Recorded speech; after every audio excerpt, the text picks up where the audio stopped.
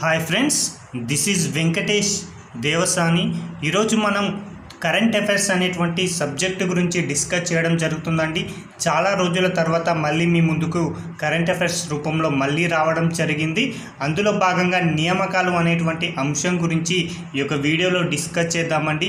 ఇటీవల కాలంలో వార్తల్లో నిలిచిన వ్యక్తులు లేదా ఇటీవల కాలంలో నియమితులైనటువంటి వ్యక్తుల గురించి ఎగ్జామ్ పాయింట్ ఆఫ్ వ్యూలో అడగడానికి అవకాశం ఉందండి.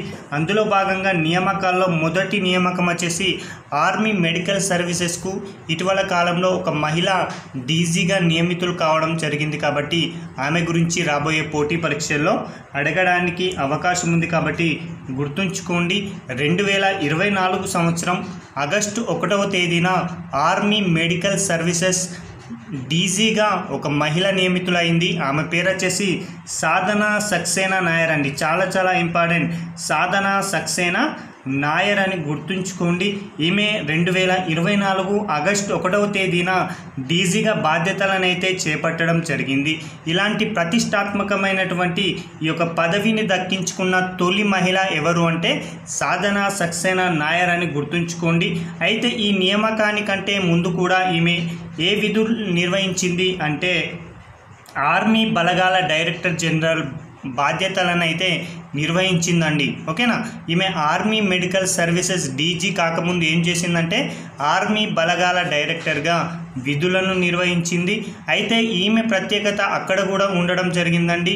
ఏంటి అంటే ఈ యొక్క ఆర్మీ బలగాల డైరెక్టర్గా విధులు నిర్వహించిన తొలి మహిళా అధికారిగా కూడా ఈ యొక్క సాధన సక్సేనా నాయర్ ఒక రికార్డ్ అయితే సృష్టించడం జరిగింది అని గుర్తుంచుకోండి. కాబట్టి ఎగ్జామ్ పాయింట్ ఆఫ్ వ్యూలో ప్రశ్న ఈ విధంగా అడుగుతారండి. 2024 ఆగస్టు 1వ తేదీన ఆర్మీ మెడికల్ సర్వీసెస్కి తొలి మహిళా డీజీగా క్రింది వారిలో ఎవరు నియమితులయ్యారని అడగడానికి అవకాశం ఉంది. కాబట్టి సాధన సక్సేనా నాయర్ అని గుర్తుంచుకుంటే సరిపోతుంది. మరొక నియామకం అండి, యూపీఎస్సీ నూతన చైర్మన్ అనేటువంటి వ్యక్తిగా ఇటీవల ఒకరు నియమితులు కావడం జరిగింది. ఓకేనా. ఒకసారి గుర్తుంచుకోండి, ఇటీవల కాలంలో యూపీఎస్సీ యూనియన్ పబ్లిక్ సర్వీస్ కమిషన్కి ఇటీవల ఒక నూతన చైర్పర్సన్ అనేటువంటి మహిళ రావడం జరిగింది. ఇటీవల కాలంలో యూపీఎస్సీ చైర్మన్ అయినటువంటి మనోజ్ సోని రాజీనామా కూడా చేయడం జరిగింది. కాబట్టి ఎగ్జామ్ పాయింట్ ఆఫ్ వ్యూలో అడగడానికి అవకాశం ఉంది. కాబట్టి గుర్తుంచుకోండి, యూనియన్ పబ్లిక్ సర్వీస్ కమిషన్కి నూతన చైర్పర్సన్గా ప్రీతి సుదాన్, చాలా ఇంపార్టెంట్ అండి.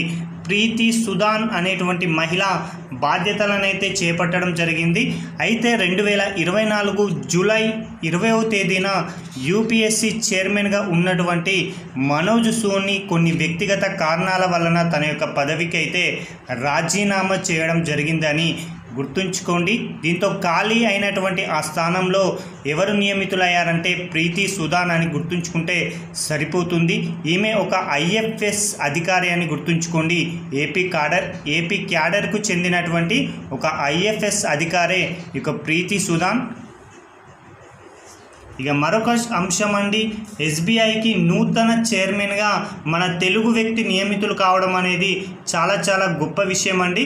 కాబట్టి ఎస్బీఐ స్టేట్ బ్యాంక్ ఆఫ్ ఇండియాకి దేశంలోనే అతిపెద్ద బ్యాంకుగా గుర్తింపు పొందినటువంటి ఎస్బీఐకి ఒక తెలుగు వ్యక్తి చైర్మన్గా నియమితులు కావడం అనేది చాలా గర్వించదగ్గ విషయం.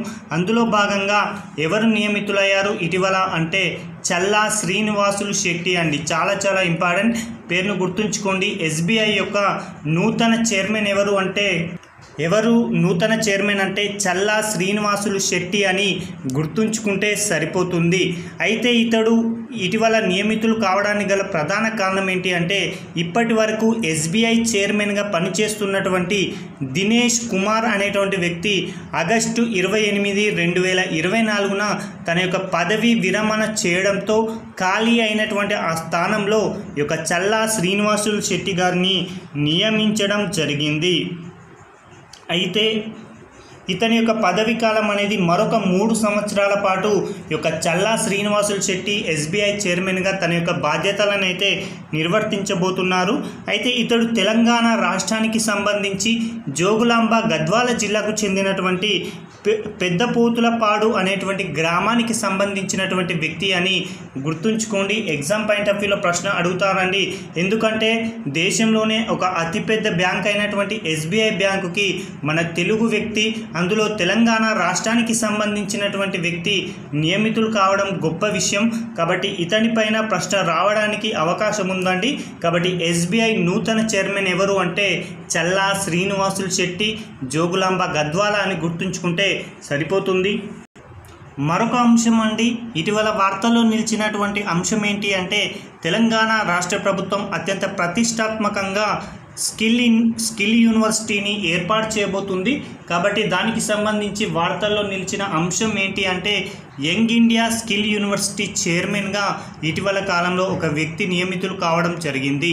కాబట్టి ఎగ్జామ్ పాయింట్ ఆఫ్ వ్యూ గుర్తుంచుకోండి, తెలంగాణ ప్రభుత్వం కొత్తగా ఏర్పాటు చేసినటువంటి యంగ్ ఇండియా స్కిల్ యూనివర్సిటీకి బోర్డ్ ఆఫ్ గవర్నెన్స్ చైర్మన్గా ఉన్నటువంటి మహీంద్రా గ్రూప్ సంస్థల అధినేత అయినటువంటి ఆనంద్ మహీంద్రా ఇటీవల కాలంలో నియమితులు కావడం జరిగింది. కాబట్టి తెలంగాణ అంశాలలో ఇక్కడ నుంచి ప్రశ్న అడగడానికి అవకాశం ఉంది. కాబట్టి యంగ్ ఇండియా స్కిల్ యూనివర్సిటీ నూతన చైర్మన్గా ఇటీవల ఎవరు నియమితులయ్యారంటే ఆనంద్ మహీంద్రా అని గుర్తుంచుకోండి.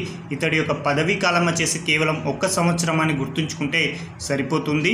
ఇక మరొక అంశం అండి, రాబోయే పోటీ పరీక్షల్లో ఇక్కడి నుంచి ప్రశ్న 100% రావడానికి అవకాశం ఉన్నటువంటి ప్రశ్న ఏంటి అంటే ఐక్యరాజ్య సమితిలో భారత శాశ్వత ప్రతినిధిగా ఇటీవల కాలంలో ఒకరు నియమితులు కావడం జరిగింది. అది కూడా మన తెలుగువాడు. కాబట్టి రాబోయే పోటీ పరీక్షలో ఇక్కడ నుంచి ప్రశ్న కంపల్సరీగా రావడం జరుగుతుంది.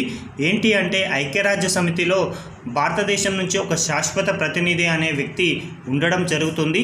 అలా భారత శాశ్వత ప్రతినిధిగా ఇటీవల కాలం వరకు ఎవరున్నారు అంటే రుచిరా కంబోజ్ అనేటువంటి వ్యక్తి ఉండడం జరిగింది. అయితే ఆమె యొక్క రాజీనామా వలన అక్కడ కొత్తగా ఖాళీ అనేది ఏర్పడడం జరిగిందండి. చాలా ఇంపార్టెంట్. రుచిరా కంబోజ్ యొక్క పదవి విరమణ అనేది ఇటీవల కాలంలో కావడంతో ఆ పదవికి ఖాళీగా ఏర్పడడంతో ఆ యొక్క పదవిలో భారతదేశ శాశ్వత ప్రతినిధిగా మన తెలుగువాడు అయినటువంటి, అందులో ఆంధ్రప్రదేశ్ రాష్ట్రానికి సంబంధించి విశాఖపట్నం జిల్లాకు చెందినటువంటి పర్వతనేని హరీష్ను నియమించడం జరిగింది.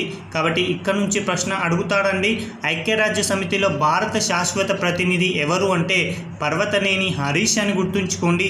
ఇతడు విశాఖపట్నం ఆంధ్రప్రదేశ్ రాష్ట్రానికి సంబంధించినటువంటి వ్యక్తి అండి.